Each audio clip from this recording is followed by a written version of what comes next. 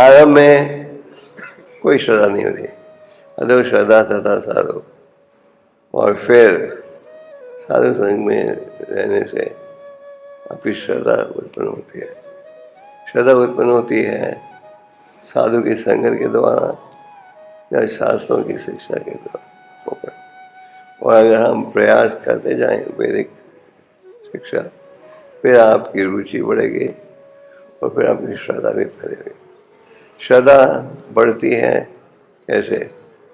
जब आप श्रवण कीर्तन करते हो, और जैसे हम प्रैक्टिस करेंगे वैसे श्रद्धा और गहरी हो जाएगी।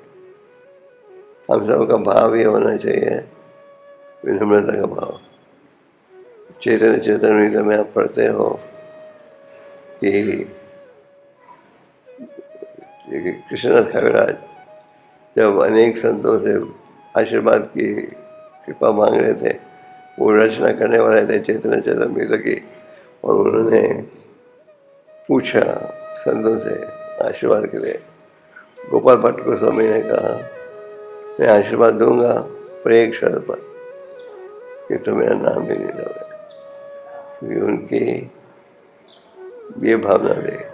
कृष्णदास कविराज कहते हैं, मैं तुम नाम भी लोगे तो तुम्हारे सारे गुण मिट जाएंगे, मैं नाम की मतलब।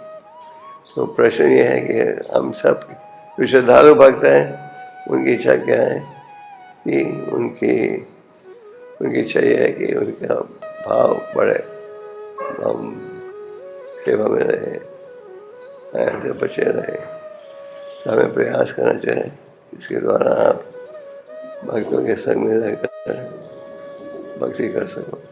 और भक्तों के संग में रहकर ज़्यादा एहसान हो जाता है सेवा करने।